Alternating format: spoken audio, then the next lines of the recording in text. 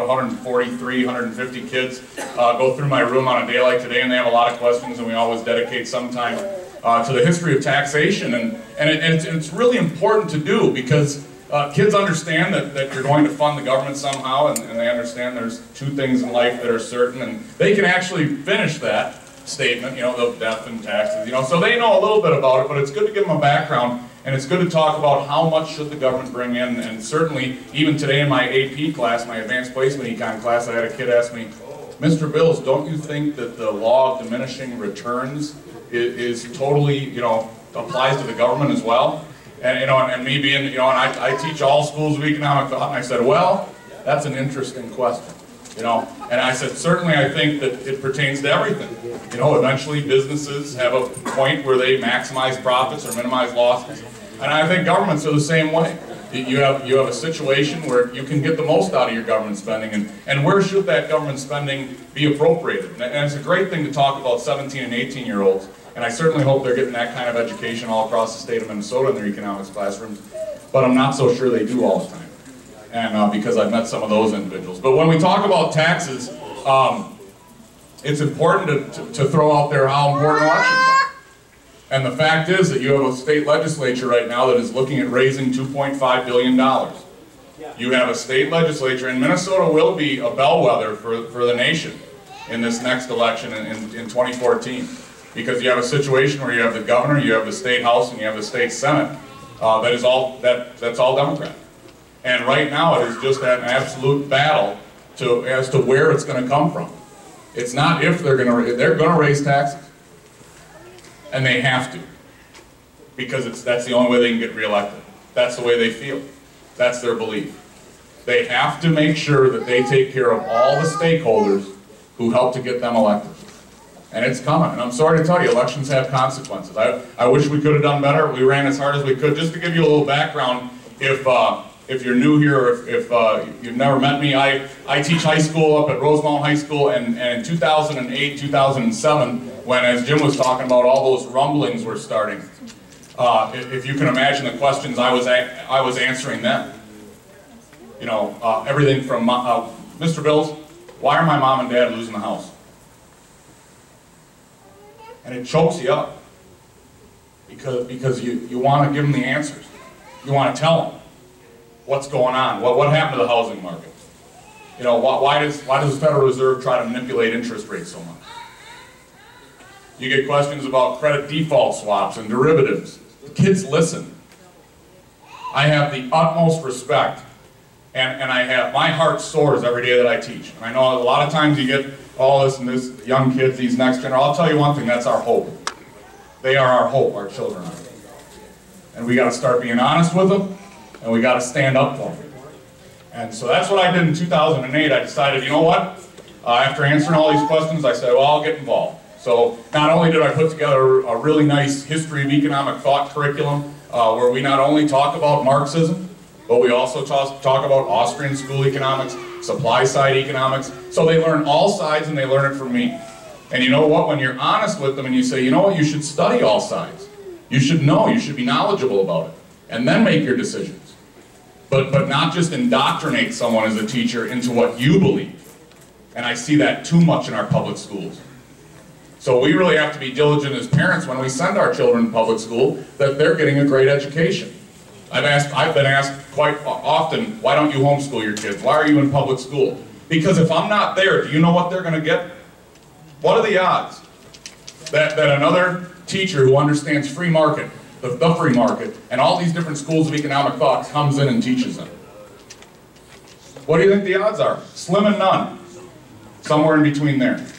So that's why I stay there, and that's why I fight it out. So I put that curriculum together, and then I also decided to run for city council, because I thought I'd stand up and try to make a difference. And in 2008, a lot of people were fired up, and 26 people wound up running for 2 spots.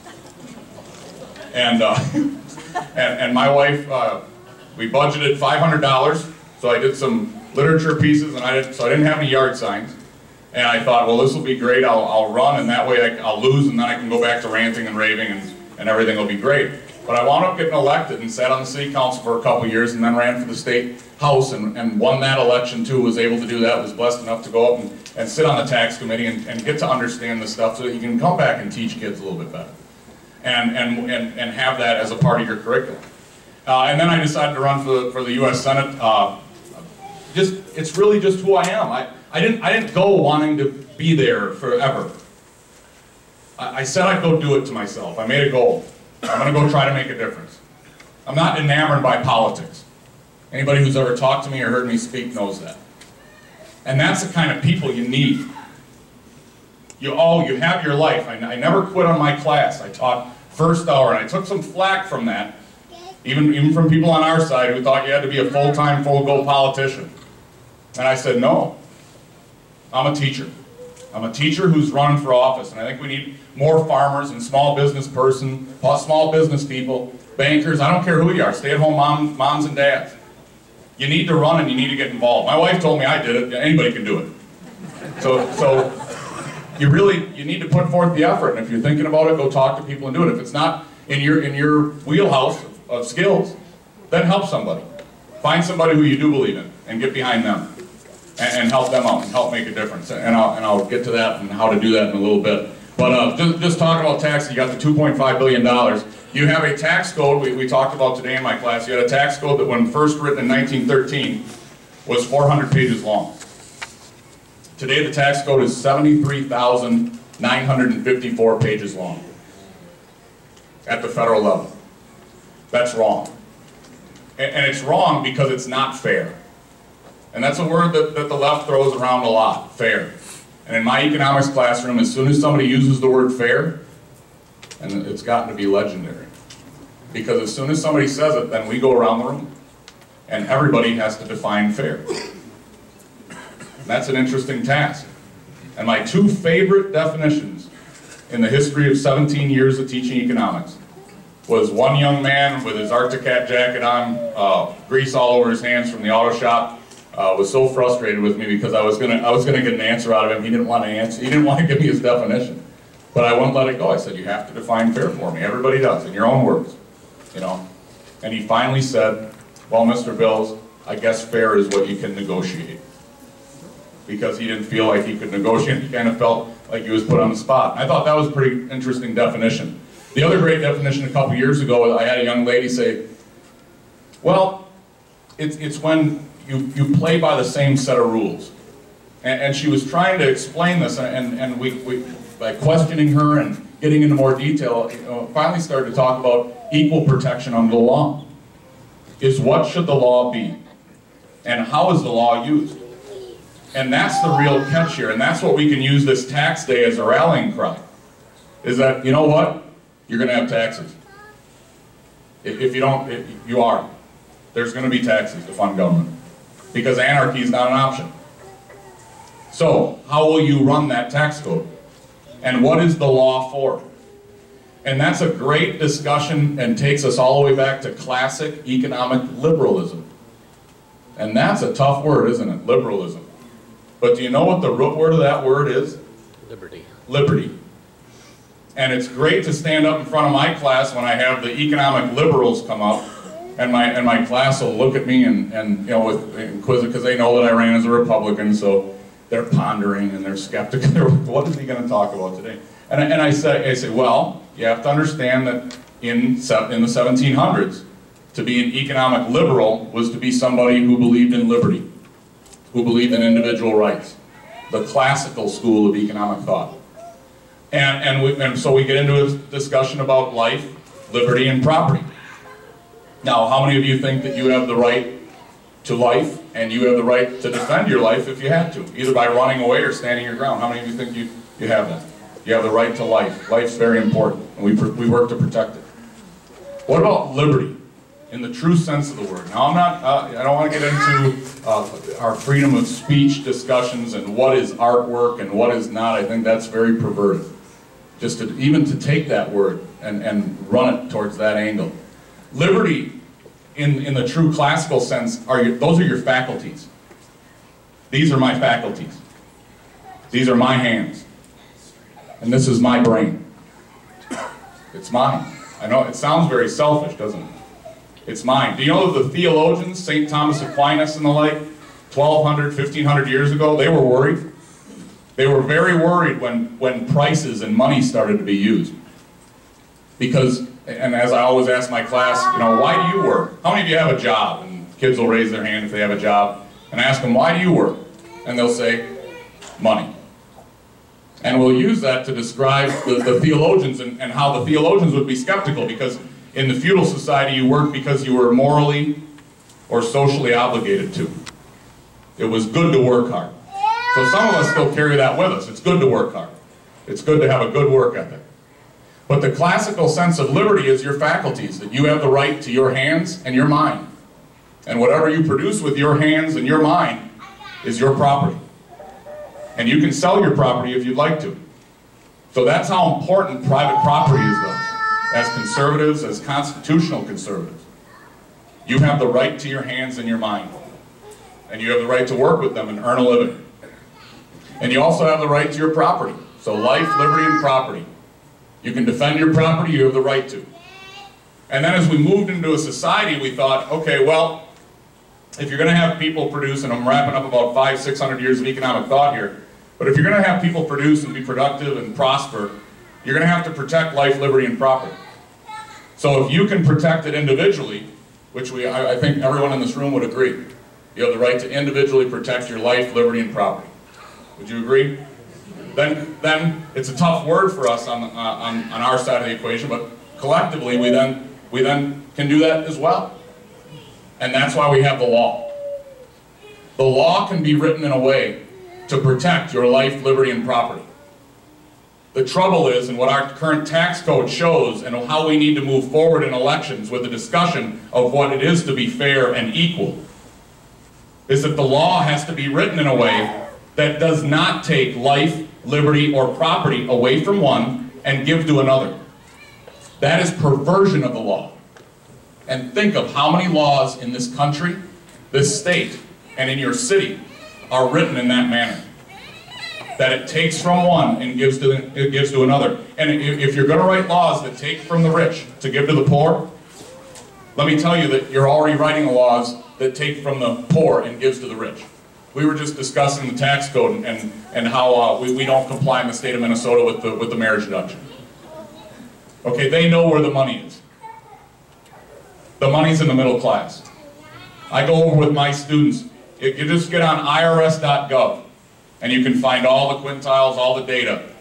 If you were to tax, let's not even mess around. If you were to tax 100% of all income, and that's a discussion to have with kids as well as your friends. Remember that we tax income in this country. We don't tax wealth. We tax earned income. So the truly wealthy don't pay the taxes that somebody does who's earning an income. There's a reason why Warren Buffett is okay with the 1%ers paying more. It's because of the way he earns his income.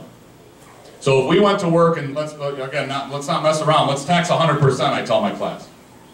Let's tax 100% of everything that someone who makes over $250,000 has. So everything above $250,000, you tax at 100%. Well, first of all, I always love it because one kid will say, well, you wouldn't collect anything. And I always say, why? And I love it when 17, 18-year-olds say, well, I wouldn't work. Right? If you're going to take 100% of what I'm making, I'm not showing up to work. And so you just love those moments, those teachable moments of well, then I guess there's a perfectly allocatively efficient way to tax them, because you don't want to put people in a moral hazard or where they don't want to work.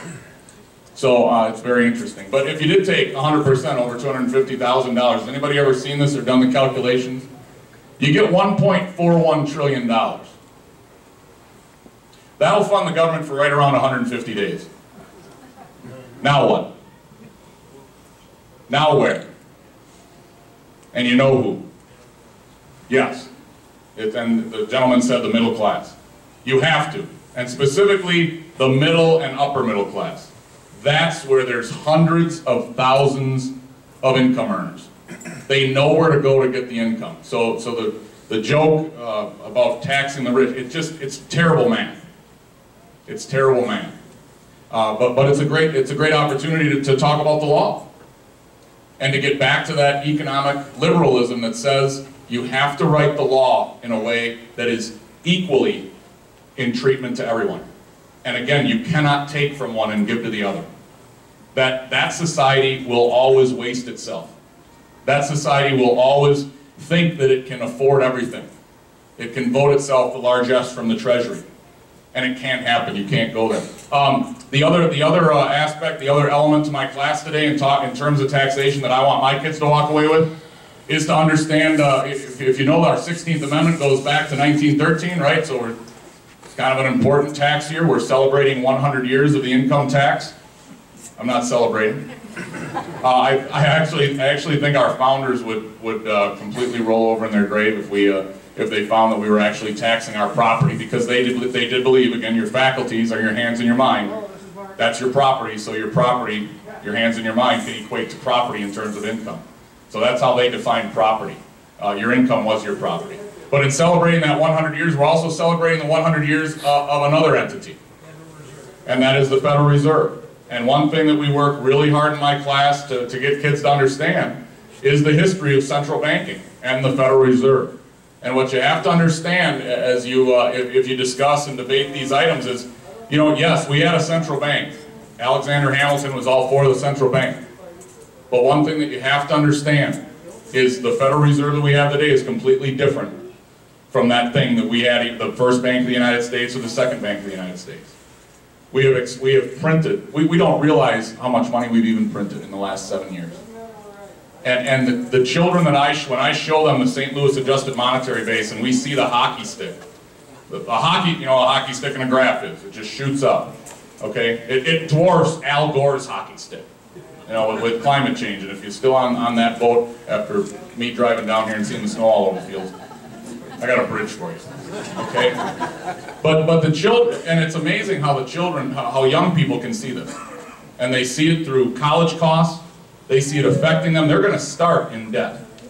And they see that, and they've been taught. Can you imagine now? This is the first generation of kids that I'm teaching who has never seen interest rates where they could actually save money and actually become wealthier. They've never seen it. I talked to them about working in high school and early on in my career and putting money away at 5 and 6%. We're in the stock market, high risk. Because they've never seen interest rates much over 2%.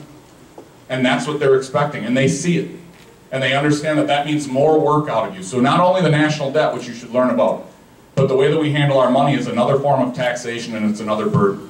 And just really quickly, because I know I'm running short on time, I wanted to encourage you in this next election cycle to get involved.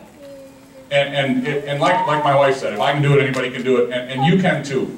And it's not always running, you don't have to run for office. But you have to get outside, and sometimes it's outside of your own group. And you've got to go. Because people like myself stepped forward to run. And it was tough. In some respects, we didn't have some support that we thought we'd get along the way, and it sure would have been great. You know what, and I got big shoulders, I can take it. We got beat pretty hard. And that's fine. But next time somebody steps up, run with them, okay? And help them wherever you can, at the local level, the city level, the state level, your state senators, statewide offices. Down here, and you've got a great leader now in CD1. Be there with them. And you know what, and I'm a teacher, my wife's a daycare provider. Financially, I understand. But you gotta be willing to show up with your donations where you can. You got to be willing to knock on doors to get the word out. Otherwise, we're just going to be in this echo chamber. So I've really got to challenge you. It's tough, I understand.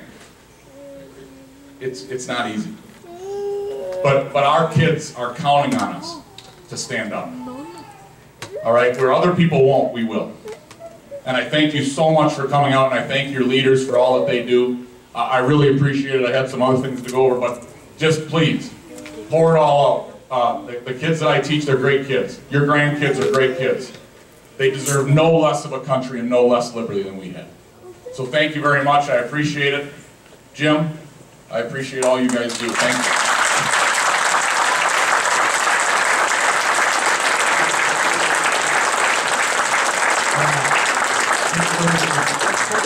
Kurt, thank you so much. Thank you so much. And thank all of you for coming. This is your Jeep.